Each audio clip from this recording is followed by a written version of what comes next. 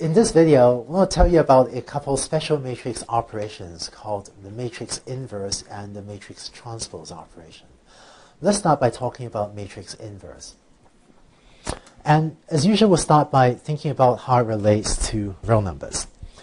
In the last video, I said that the number 1 plays the role of sort of the identity, right, in the space of real numbers because 1 times anything is equal to itself. It turns out that real numbers have this property that every number have, and that each number has an inverse. For example, given the number 3, there exists some number, which happens to be 3 inverse, so that that number times 3 gives you back the identity element 1.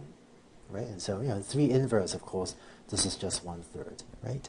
And given some other number, maybe 12, there's some number which is the inverse of 12, written as 12 to the minus 1, or really this is just 1/12.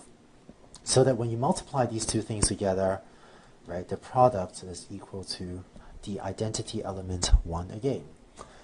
Now, it turns out that in the space of real numbers, not everything has an inverse. For example, the number 0 does not have an inverse, right? Because sort of 0 inverse, so 1 over 0, that's undefined, right? Because 1 over 0 is not well defined. And what we want to do in the rest of the slide is figure out what does it mean to compute the inverse of a matrix. Here's the idea. If A is an m by m matrix, and if it has an inverse, I'll say a little bit more about that later, then the inverse is going to be written a to the minus 1, and a times its inverse, a to the minus 1, is going to equal to a inverse times a, is going to give us back the identity matrix. Okay? Only matrices that are m by m for some value of m have an inverse. So a matrix that is m by m, this is also called a square matrix. And it's called square because the number of rows is equal to the number of columns. Right? And it turns out only square matrices have inverses. So if A is a square matrix, so it's m by m, and if it is inverse, then it satisfies this equation over here. Let's look at a concrete example. So let's say I have a matrix 3, 4, 2, 16. So this is a 2 by 2 matrix. So it's a square matrix, and so this matrix could have an inverse. And it turns out that I happen to know the inverse of this matrix is 0.4 minus 0.1 minus 0.05, 0.075.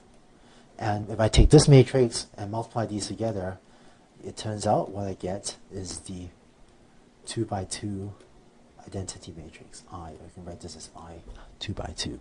Okay? And so on this slide, this matrix is the matrix A, and this matrix is the matrix A inverse. And it turns out that here I've computed A times A inverse. It turns out if you compute A inverse times A, you also get back the identity matrix. So how did I find this inverse? How did I come up with this inverse over here? It turns out that sometimes you can compute inverses by hand, but almost no one does that these days. And it turns out there's very good numerical software for taking a matrix and computing its inverse. So again, this is one of those things where there are lots of open source libraries that you can link to from any of the popular programming languages to compute inverses of matrices. Let me show you a quick example how I actually computed this inverse. And what I did was I used software called Octave. So let me bring that up. We'll see a lot more about Octave later. But let me just quickly show you an example. I'm going to set my matrix A to be equal to that matrix on the left. So I'm going to type 3, 4, 2, 16. So that's my matrix A, right? It's this matrix 3, 4, 2, 16 that I have down here on the left. And the software lets me compute the inverse of A very easily. I'm going to type P inv of A equals this. And so this is, right, this matrix here, 0.4 minus 0.1, and so on. This is giving me a numerical solution to what is the inverse of A. So actually, let me just write inverse of A equals P inv of A. So set inverse of A over that. I can now just verify that A times A inverse the identity. So type A times inverse of A, and the result of that is this matrix. And this is 1, 1 on the diagonal, and essentially what, 10 to the minus 17, 10 to the minus 16. So up to numerical precision, up to a little bit of round-off error that my computer had in multiplying these two matrices. So up to little numerical round-off, these numbers off the diagonals are essentially 0. And so A times the inverse is essentially the identity matrix. And can also verify inverse of A times A is also equal to the identity with ones of the diagonals and values that are essentially 0 except for a little bit of round-off error on the off diagonals. In my definition of the inverse of a matrix, I had this caveat, right? First, A must always be a square matrix, but I had this caveat of if A has an inverse. Exactly what matrices have an inverse is beyond the scope of this linear algebra review, but one intuition you might take away is that just as the number 0 doesn't have an inverse, it turns out that if A is, say, the matrix of all zeros, then this matrix A also does not have an inverse because there's no matrix, right? There's no A inverse matrix, so that this matrix times some other matrix would give you the identity matrix if this is a matrix of all zeros. And there are a few other matrices with properties similar to this that also don't have an inverse.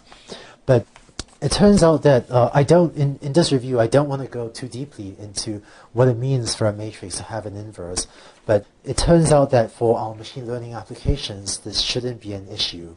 Or more precisely, for the learning algorithms where this may be an issue, namely whether or not an inverse appears, I'll tell you when we get to those learning algorithms just what it means for an algorithm to have or not have an inverse and how to fix it in case we end up working with matrices that don't have inverses. But the intuition, if you want, is that you can think of matrices as not having an inverse if it's somehow too close to 0 in some sense. And to give just to wrap up the terminology, matrices that don't have an inverse are sometimes called a singular matrix or degenerate matrix. And so, this matrix over here is an example. The 0, 0, 0 matrix is an example of a matrix that's singular or a matrix that's degenerate. Finally, the last special matrix operation I want to tell you about is the matrix transpose. So suppose I have matrix A. If I compute the transpose of A, that's what I get here on the right. This is A transpose, which is written A superscript T. And the way you compute the transpose of a matrix is as follows. To get a transpose, I'm going to first take the first row of A, 1 to 0. That becomes this first column of the transpose. And then I'm going to take the second row of A, 3, 5, 9, and that becomes the second column of the matrix A transpose. And another way of thinking about how to compute the transpose is as if you're taking this sort of 45-degree, axis and you're mirroring or you're flipping the matrix along that 45-degree axis. Okay? So here's the more formal definition of a matrix transpose. Let's say A is an M by N matrix, and let's let B equal A transpose. So let me say B equals A transpose like so. Then B is going to be an N by M matrix with the dimensions reversed. So here we had a 2 by 3 matrix, and so the transpose becomes a 3 by 2 matrix. And moreover, Bij is equal to Aj. So the Ij element of this matrix B is going to be the Ji element of that earlier matrix A. So for example, B12 is going to be equal to, look at this matrix B, B12 is going to be equal to this element 3, right? First row, second column. And that's equal to this, which is A21, second row, first column, right? And, which is equal to 2. And as another example, B32, right? That's B32 is this element 9. And that's equal to A23, which is this element up here, 9. And so that wraps up the definition of what it means to take the transpose of a matrix. And in fact, that concludes our linear algebra review. So by now, hopefully you know how to add and subtract matrices as well as multiply them, and you also know how what are the definitions of the inverses and transposes of a matrix.